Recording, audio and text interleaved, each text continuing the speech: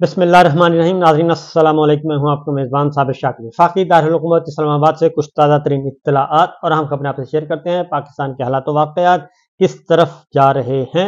मामला अदालतों में पहुंचा हुआ है और एक और अहम तरीन मुकदमा सुप्रीम कोर्ट ऑफ पाकिस्तान में पहुंच गया है और वह है बल्ले का निशान वापस किया जाए और इंट्रा पार्टी इलेक्शन जो कि कलअदम करार दिए इलेक्शन कमीशन ऑफ पाकिस्तान ने, वो फैसला भी कलअदम करार दिया जाए, क्योंकि इलेक्शन कमीशन ऑफ पाकिस्तान को ये हक नहीं पहुंचता कि वो किसी भी सियासी जमात के इंट्रा पार्टी इलेक्शन को कलअदम करार दे और वो ज़्यादा से ज़्यादा हुक्म दे सकती है कि इंट्रा पार्टी इलेक्शन करवाए जाएं। वो करवा लिए गए।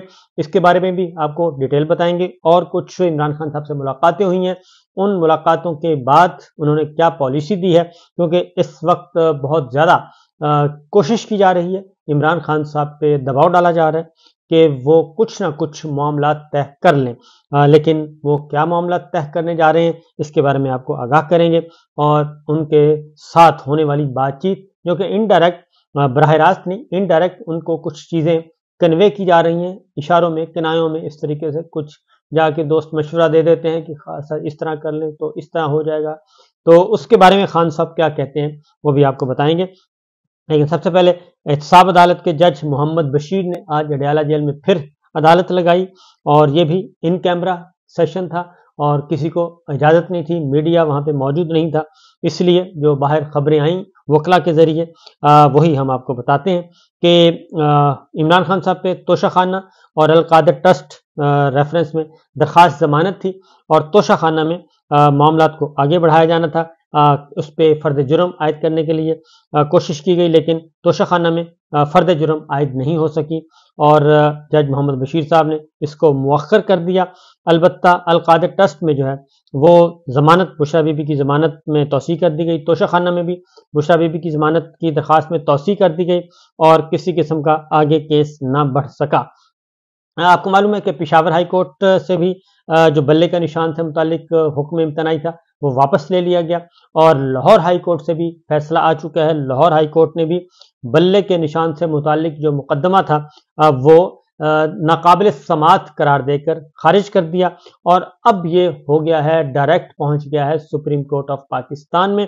एक एतबार से ये बहुत अच्छा हुआ क्योंकि दिन कम है और दिन कम होने की वजह से अगर ये हाई कोर्ट में ही पेंडिंग रहता मामला तो फिर जो है सुप्रीम कोर्ट पहुंचते पहुंचते देर होनी थी। लेकिन ये एक गलती तो की है गवर्नमेंट ने और इलेक्शन कमीशन ऑफ पाकिस्तान ने, उसका फ़ायदा पाकिस्तान तहरीक इंसाफ को ये पहुंचा है कि उन्होंने फौरी तौर पे एक पटिशन फाइल कर दी है सुप्रीम कोर्ट ऑफ पाकिस्तान में आर्टिकल 185 के तहत और साथ ही एप्लीकेशन भी है एक अर्ली हेयरिंग की और अर्ली हेयरिंग की एप्लीकेशन में कहा गया कि इसको फौरी तौर पे इस मुकदमे को सुना जाए और उस पटिशन को एक्सेप्ट कर लिया गया है और देखते हैं कि इसकी समाअत कल होती है या परसों होती है, क्योंकि अभी 2 दिन मौजूद हैं। जुमे को भी अवेलेबल होती है जो है अदालत और फिर मंडे को भी अवेलेबल होगी। तो देखते हैं कि इसकी अर्ली हेयरिंग की दरख्वास्त चीफ जस्टिस ऑफ पाकिस्तान कैसे एक्सेप्ट करते हैं, क्योंकि ये आर्टिकल 185 के तहत आई है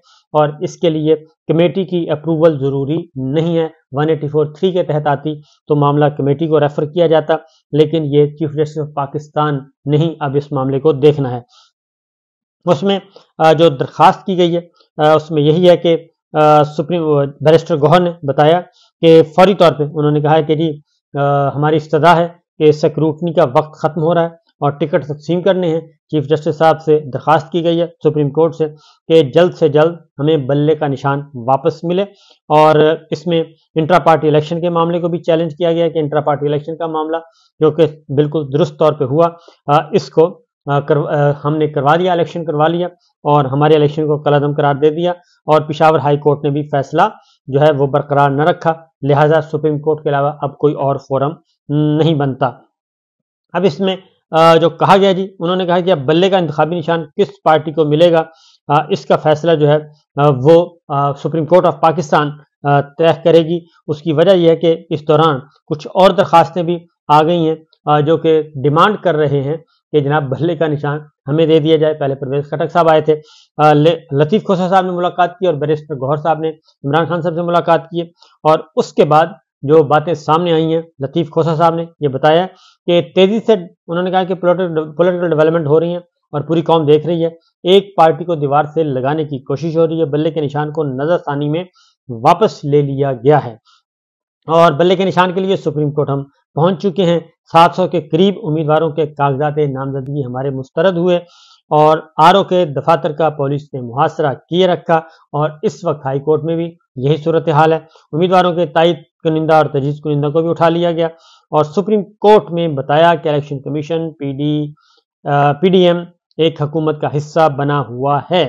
میرے بیٹے کو بھی گرفتار کیا گیا. تام تر عوام کے باوجود PTI کا مقابلہ نہیں کیا جا سکتا.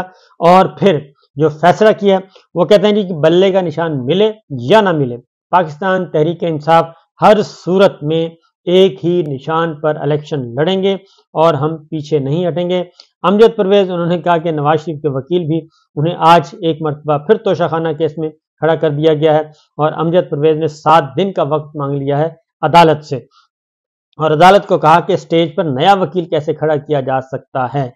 کیس کو طوالت دینے کے سوا کچھ نہیں ہو رہا اور توشہ خانہ اور القادر ٹرسٹ میں عمران خان کے خلاف کوئی شواہد نہیں ہے.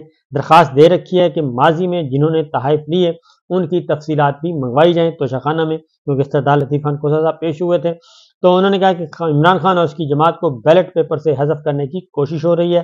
لندن سے آنے والے ذل سبحانی کی سزاؤں کو ایک ایک کر کے ختم کر دیا گیا اور دوسری جانب عمران خان کو سزائیں دینے کا سلسلہ شروع کر دیا گیا.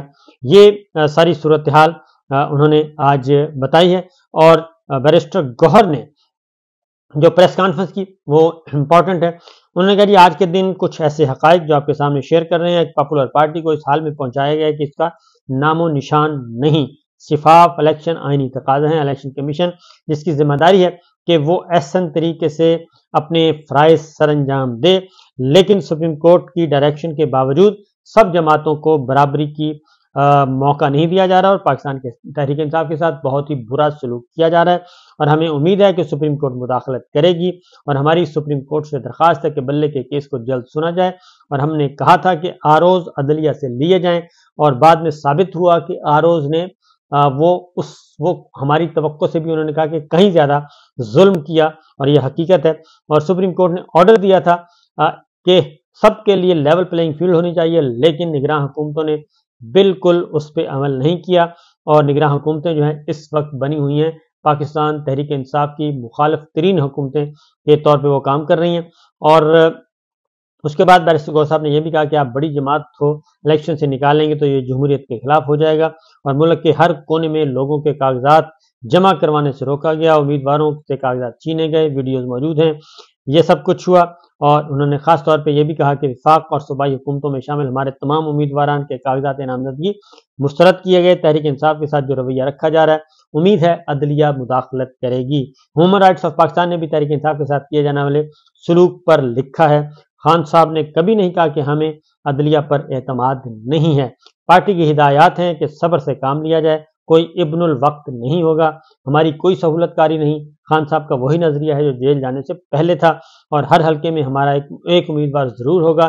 ہم الیکشن کا بائیکاٹ نہیں کریں گے. جو کہ فیصلہ ہوا ہے عمران خان صاحب کے ساتھ وہ یہی ہوا ہے کہ ہم الیکشن کا بائیکاٹ نہیں کریں گے. پاکستان تحریک انصاف کسی بھی صورت میں بائیکاٹ نہیں کرے گی بلکہ ہر حال میں الیکشن لڑے گی اور جو بھی دستیاب امیدوار ہیں ان کو ٹکٹ دے گی. اور اگر بلے کا نشان نہیں تو ہمیں کوئی اور نشان ملے گا. ہم ایک ہی نشان پہ لڑیں گے الیکشن. اور ہمارے امیدواروں کو الیکشن کمیشن نے کہا کہ ان کی سیکیورٹی نہیں کی جا سکتی، تو اس کے لیے اب میدان سجے گا سپریم کورٹ آف پاکستان میں.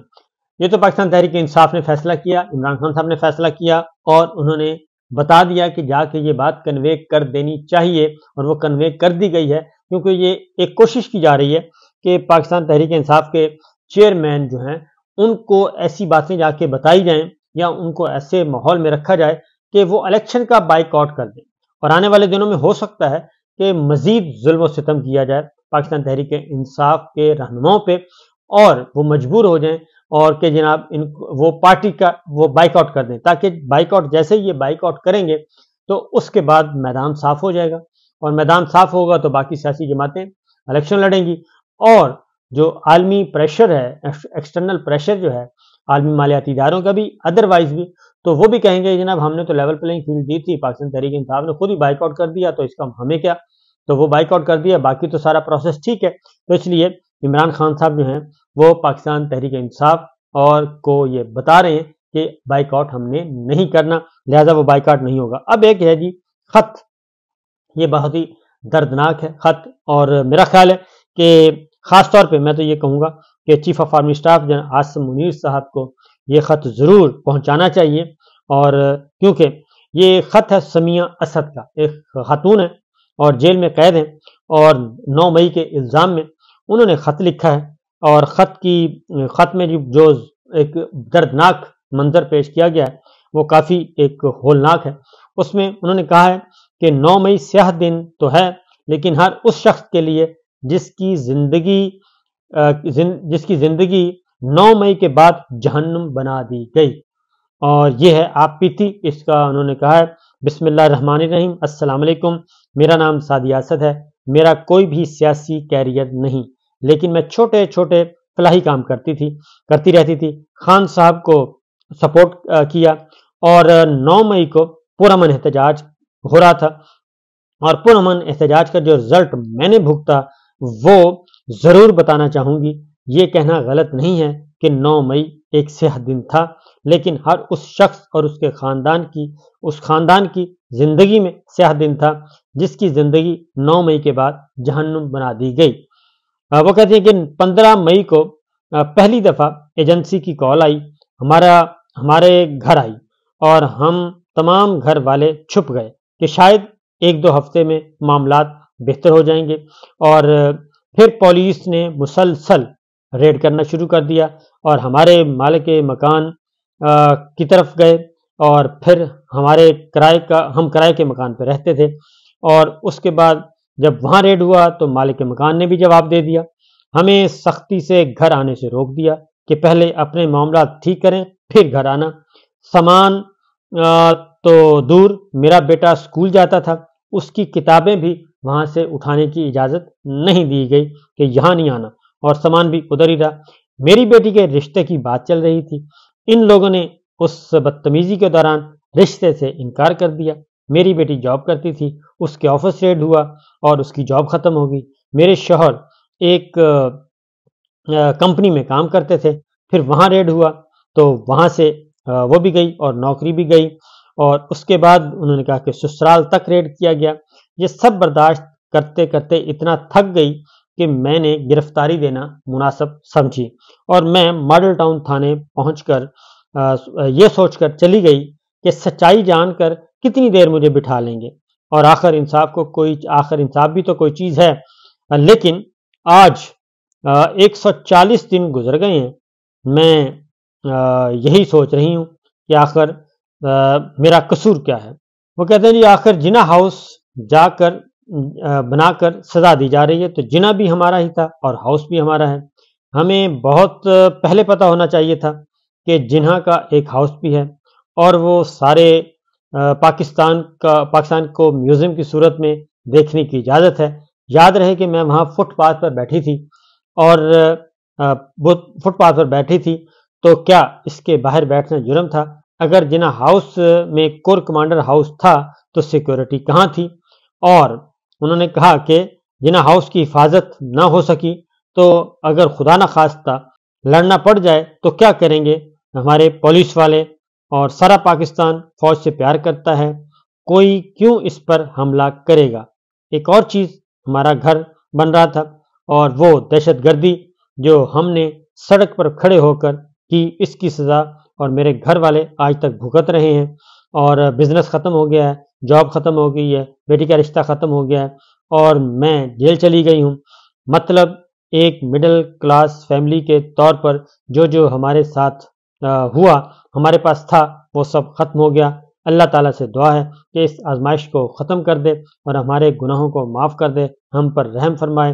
اداروں سے، ججوں سے درخواست ہے کہ ہمیں معاف کیا جائے، خدا معاف کرنے والوں کو پسند کرتا ہے، اور تو اس غلطی کی بار بار معافی مانگ رہے ہیں جو ہم نے کی ہی نہیں۔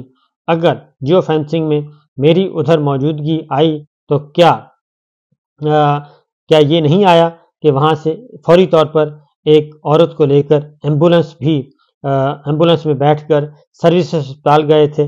خیر اس دوران جو پولیس نے کیا وہ بتا نہیں سکتی تھی.